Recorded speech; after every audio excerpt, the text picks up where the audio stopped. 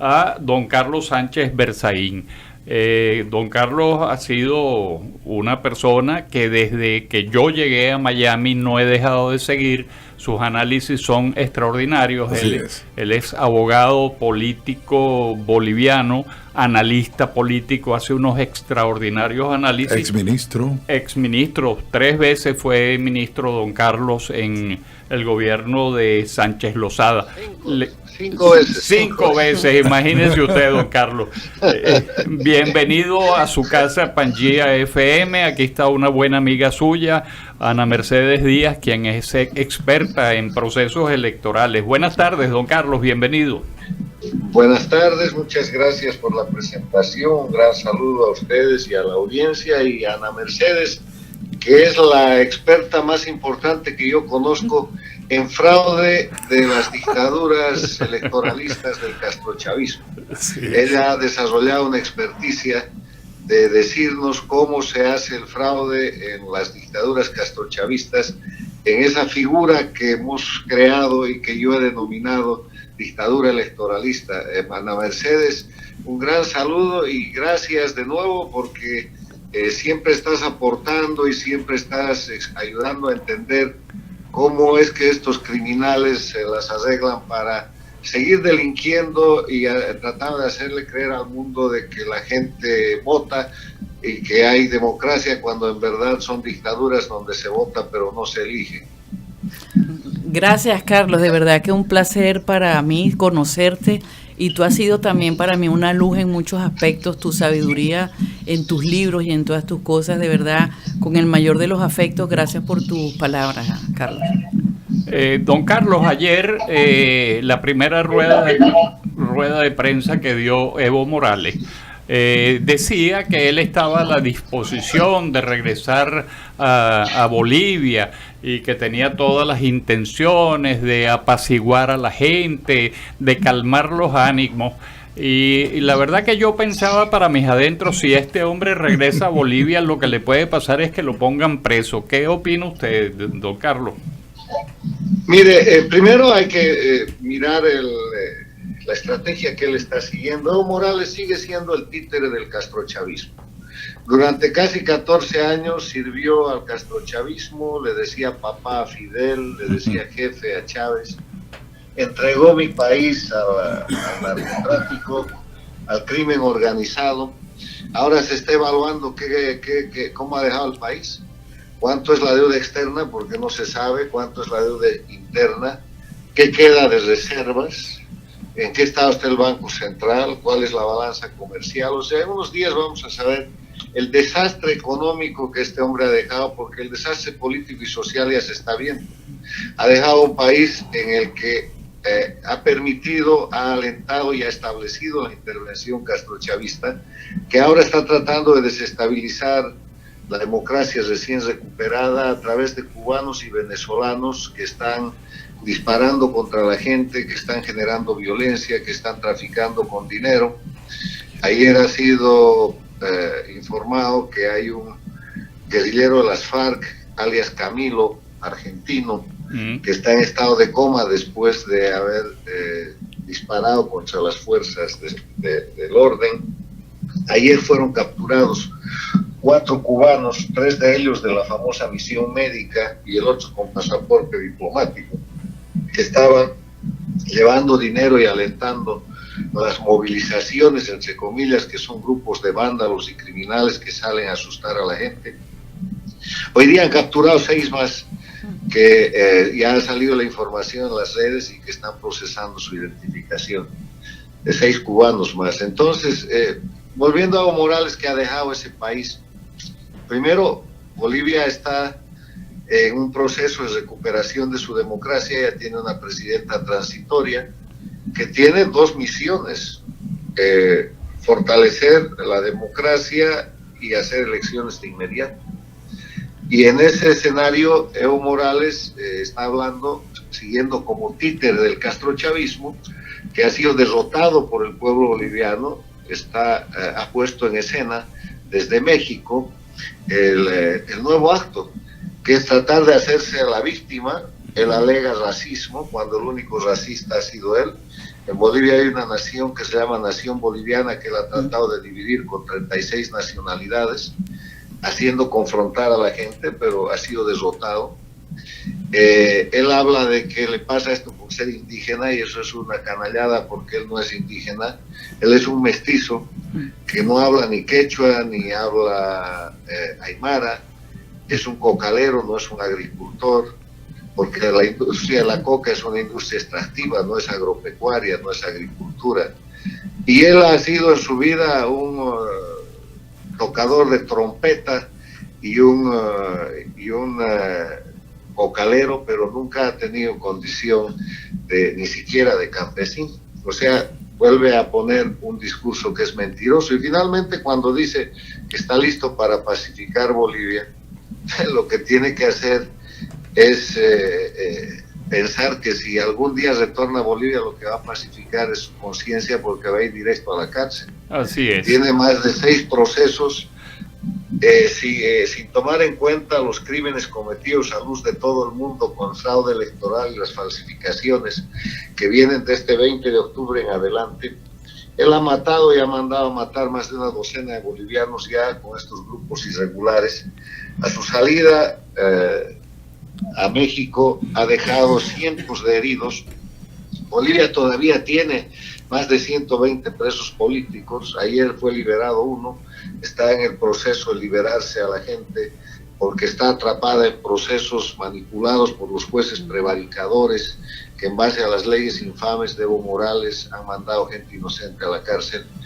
Y Evo Morales está simplemente, en resumen, ejecutando el nuevo libreto que le ha puesto el castrochavismo con México de Estado servil, porque para México hay un mensaje.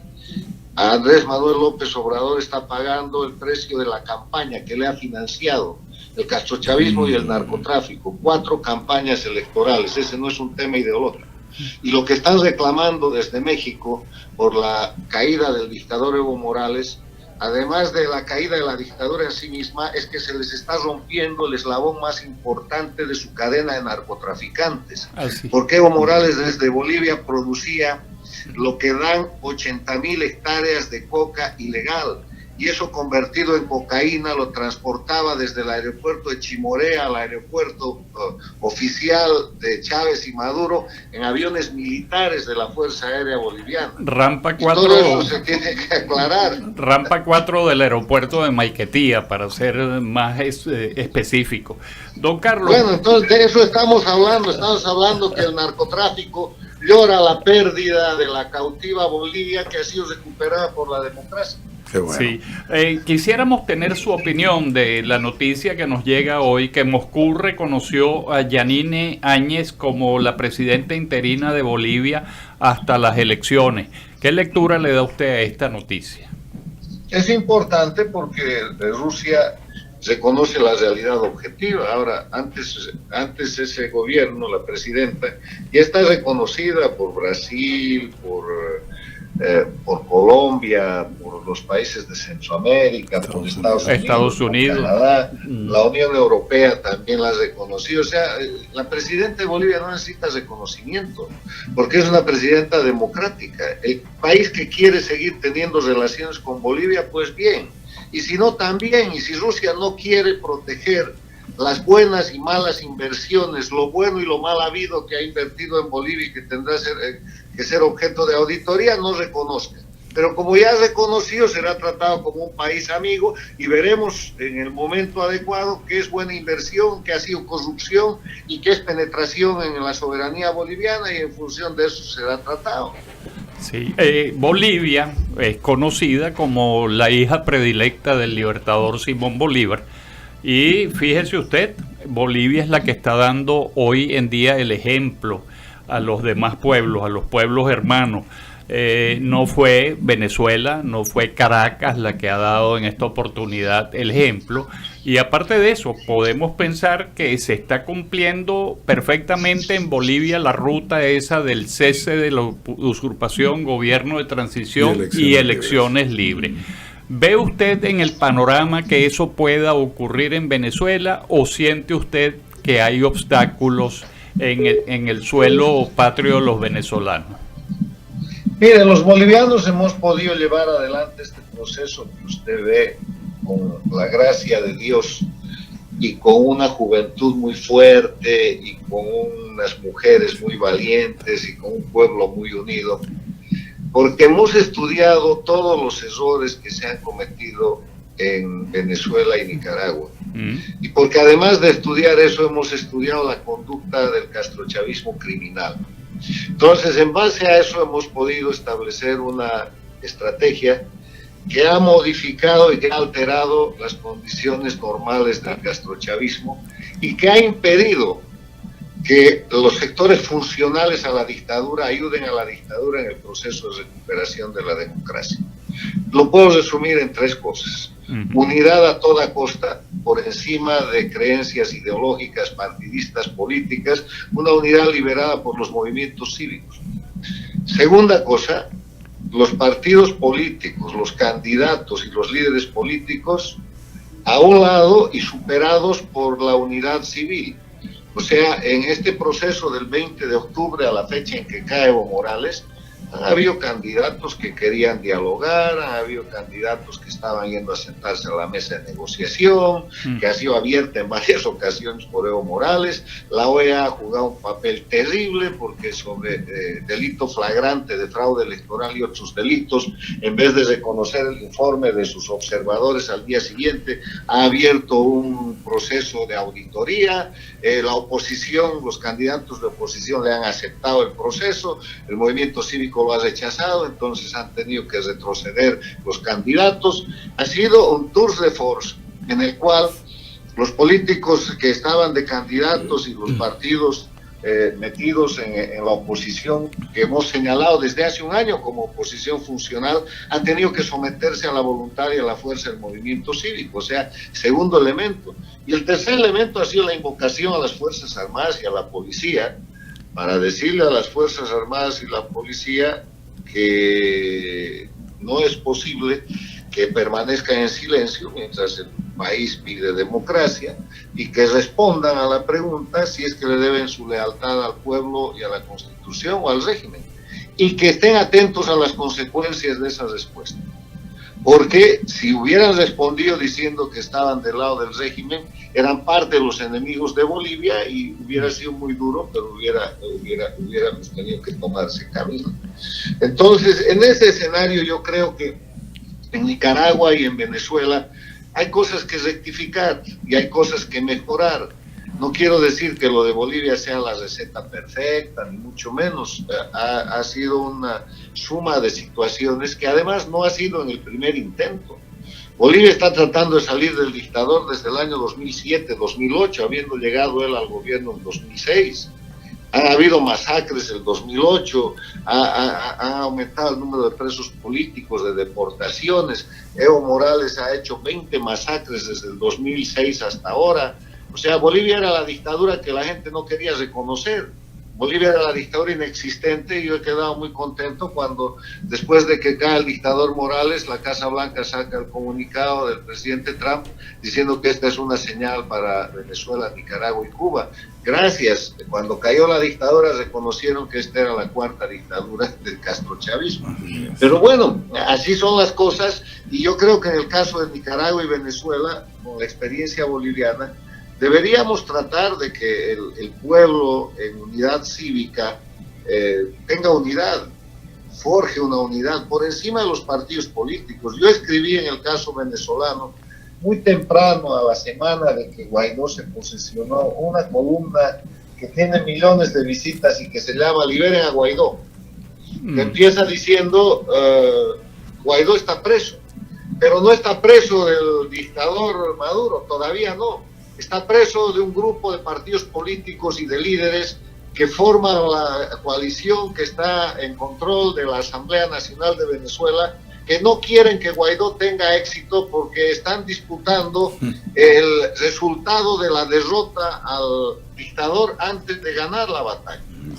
Y Guaidó está preso. Entonces tal vez hoy día yo tendría que escribir libérate Guaidó, y no sé si ya es tiempo o ya es tarde, porque han pasado 10 meses en los cuales con una cantidad de escritos y de invocaciones, como mucha gente, le ha ido pidiendo al presidente Guaidó que nombre ministros, que ejerza el gobierno, que asuma la condición de comandante en jefe, y no ha sucedido.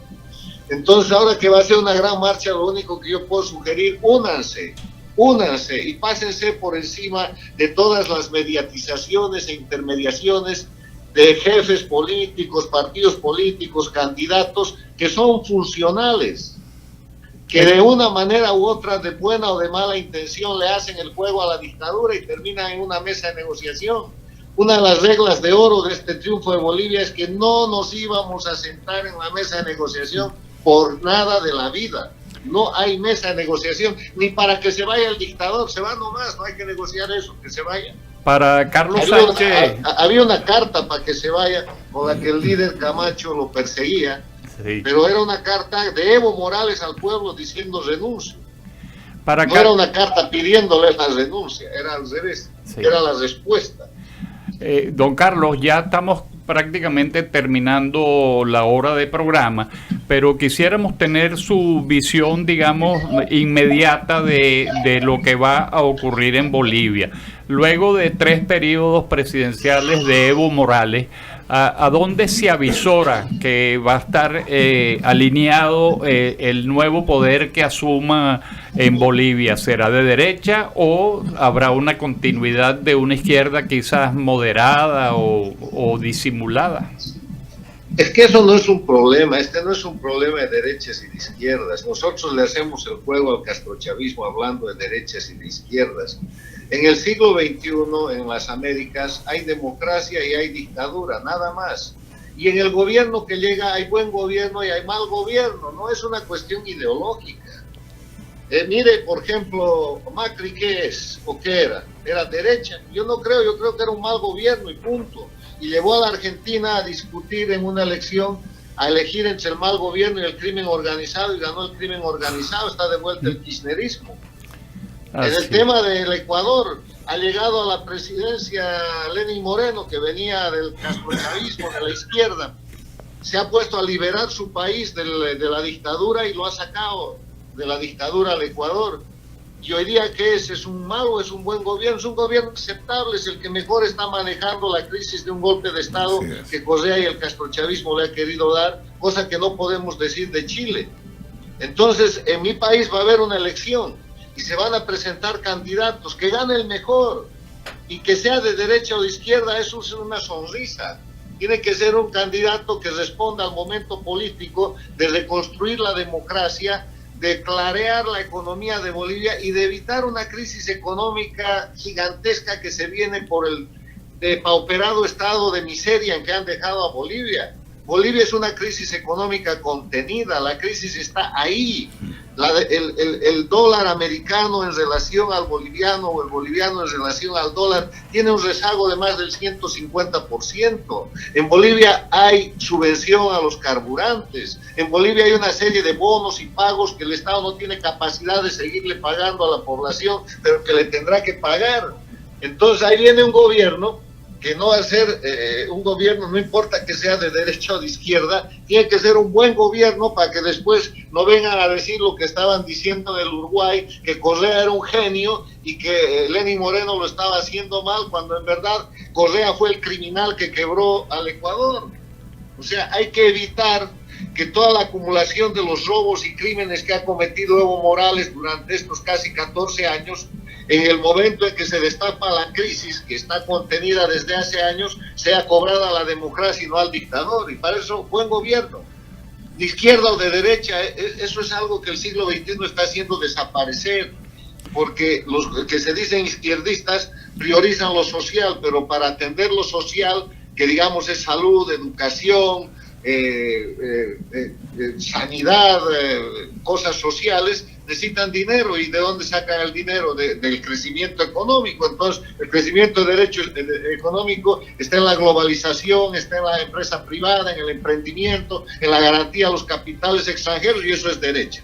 Y al revés, la derecha dice, vamos a respetar el capital, vamos a hacer inversión, vamos a generar crecimiento económico, y cuando tiene excedentes construye escuelas, carreteras, educación gratuita, salud. O sea, ¿dónde está la derecha y dónde está la izquierda? En mi opinión, como politólogo, estos son los tiempos en que uno mira el mal gobierno y el buen gobierno, y eso es todo. Tenemos un tema para otro programa, ¿verdad? Sí, Eduardo? es que siempre con don Carlos Sánchez Berzaín ocurre eso.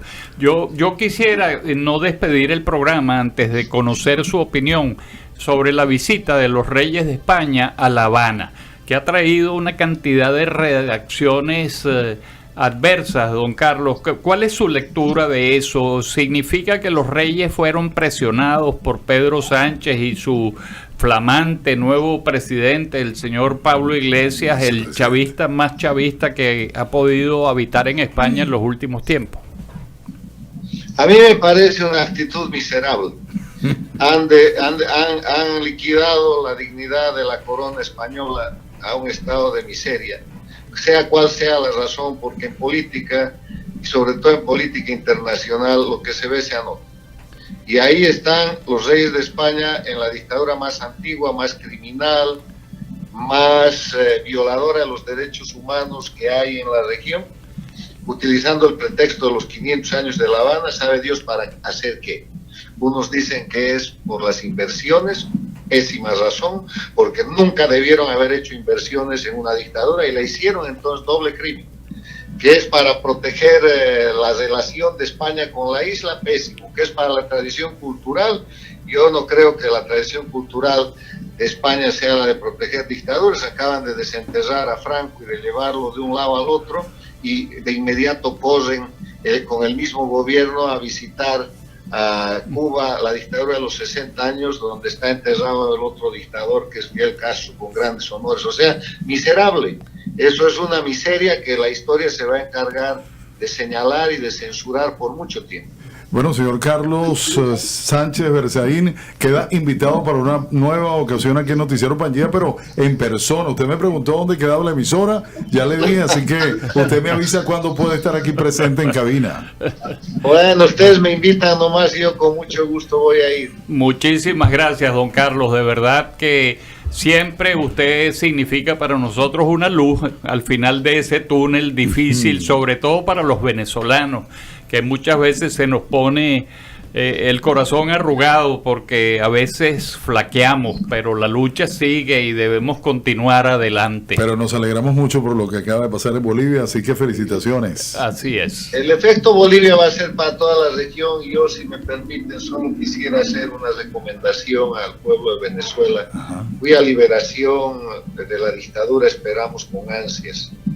Únanse en resistencia civil y presionen, y la presión tiene que empezar por los políticos, que se dice de oposición, que dejen de obstruir la posibilidad de sacar al dictador, que dejen de poner pretextos para estar unidos y que trabajen para el pueblo, y si no, que se hagan a un lado. Así es. Y eso no tiene nada que ver ni con el Partido Colorado, ni con el amarillo, ni con el negro, ni con el azul, tiene que ver con todos. Porque lo que yo estoy escuchando los últimos días, y anoche estaba en un programa de televisión, es que los venezolanos estaban más ocupados de acusarse entre ellos que de pelear contra el dictador. Tristemente es así. Tristemente es así, don Carlos. Y además la frase tan acertada como todas o la mayoría de las frases del Libertador, que decía: unión, unión, o la anarquía os devorará. Y esa anarquía nos está devorando políticamente en Venezuela, lamentablemente, por la desunión.